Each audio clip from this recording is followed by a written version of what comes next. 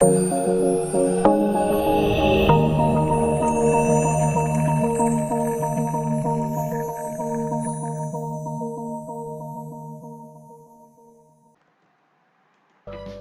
yang kedua, internal support assets. Contohnya adalah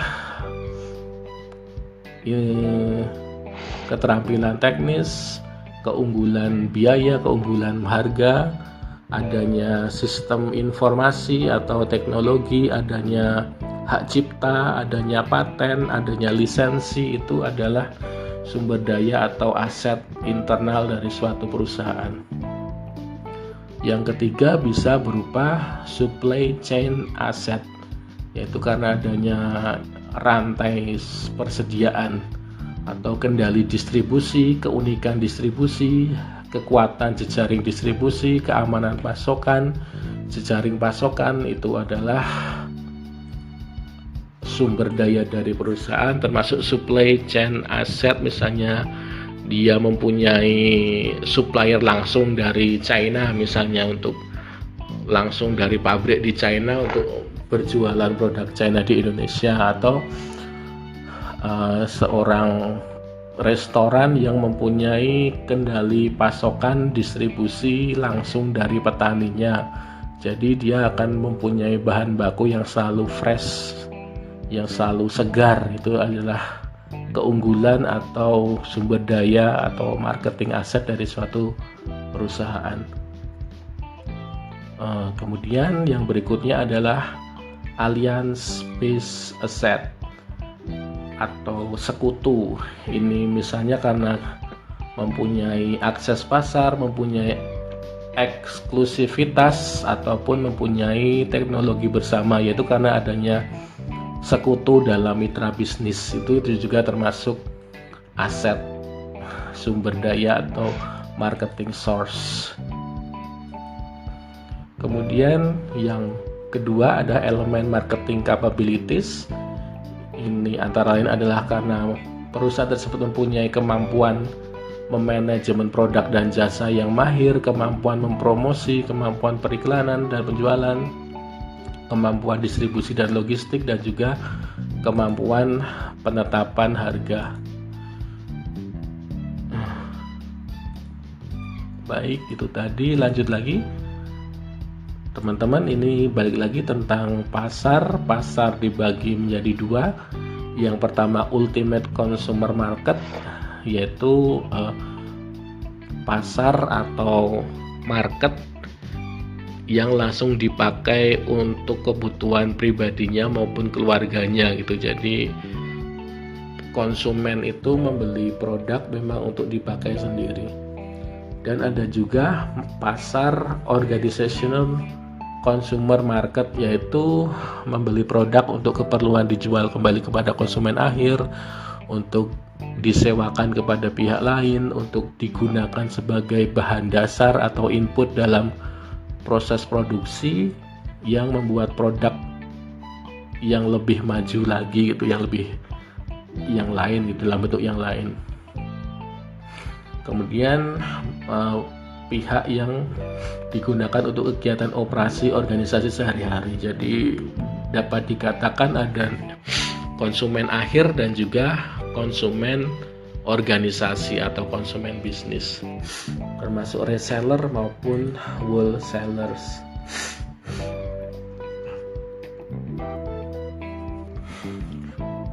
Seperti yang sudah dikemukakan di podcast sebelumnya, bahwa inti dari konsep dari pemasaran adalah dengan memahami kebutuhan atau needs dan keinginan atau wants dari pelanggan, sehingga menimbulkan suatu permintaan. Jadi adalah penting untuk mengetahui antara kebutuhan, keinginan, dan permintaan. Jadi kebutuhan manusia atau human needs atau needs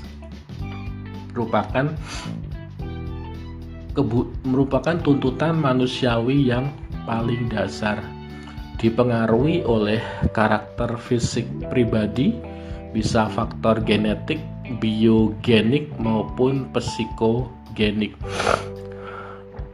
Contoh dari needs atau kebutuhan adalah kebutuhan akan udara, kebutuhan akan makanan, akan minuman, pakaian, dan tempat tinggal. Jadi needs ini akan sangat dipengaruhi oleh karakter fisik pribadi, genetik, biogenetik maupun psikogenik. Faktor genetik contohnya adalah ini akan mempengaruhi kebutuhan konsumen akan makanan, baik itu kuantitasnya maupun kualitasnya.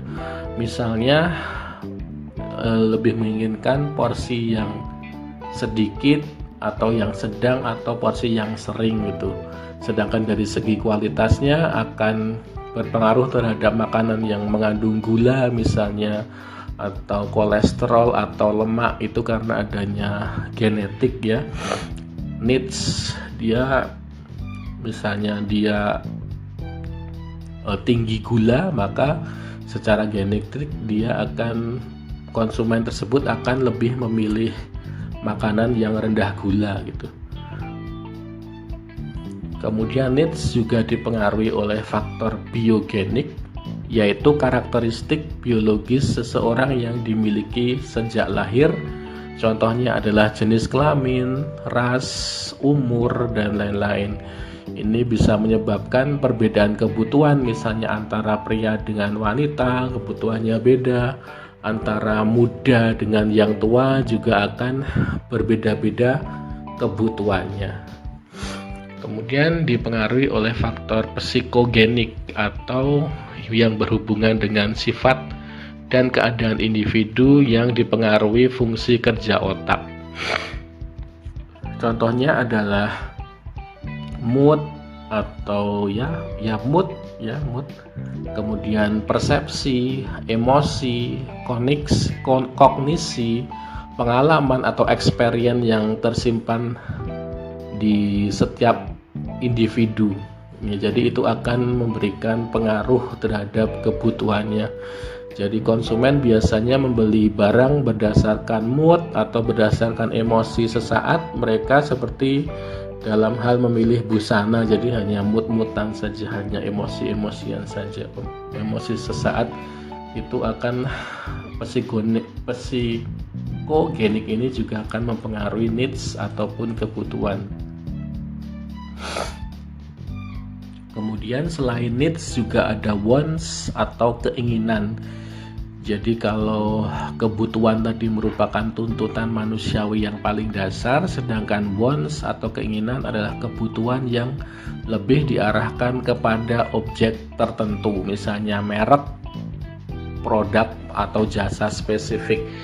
Jadi kalau needs-nya butuh makan, sedangkan wants-nya mungkin ingin sesuatu yang lebih bermerek, seperti contohnya Three Beef Burger gitu ya. Mungkin teman-teman bakti lovers pernah makan Three Beef Burger ya, termasuk salah satu burger yang paling mahal gitu.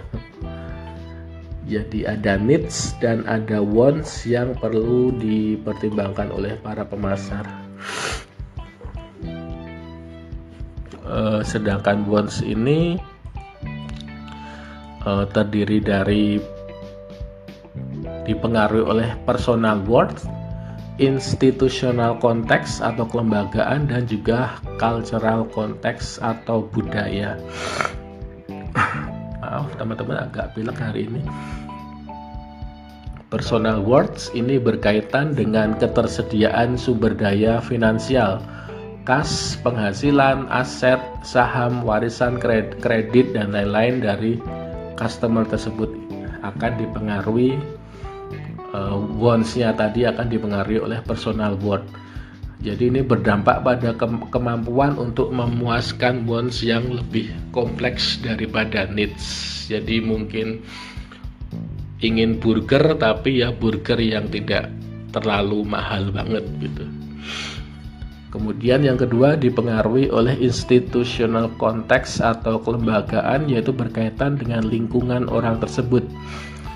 Bisa lingkungan keluarga, rekan pergaulan, tempat kerja, institusi pendidikan, kelompok religius, dan lain-lain. Contohnya adalah kondisi keluarga yang terpandang dan memperhatikan kehormatan leluhur akan menginginkan bahwa setiap diadakan acara itu haruslah mewah dan luas gitu, karena harus bisa mensupport keluarga besar. Misalnya kondisi keluarganya seperti itu, yang kalau ada acara-acara harus di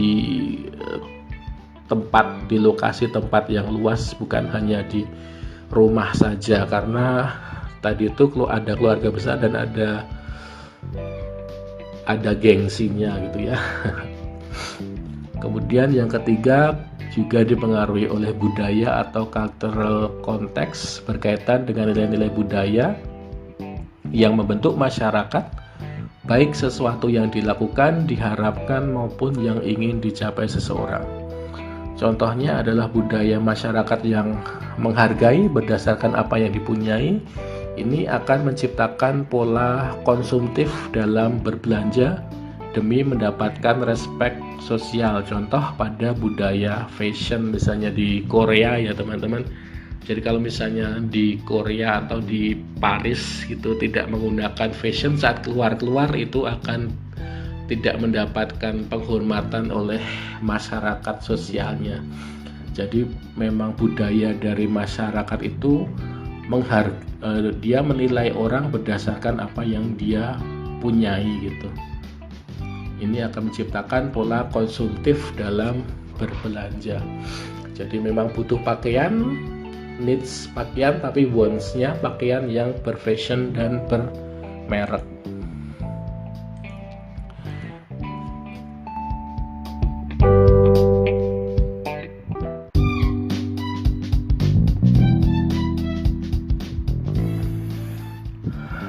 Lanjut, teman-teman Bakti Lovers, jadi dapat disimpulkan antara lain peran dan manfaat pemasaran menurut Drew Grevall adalah marketing makes life easier and enrich the society.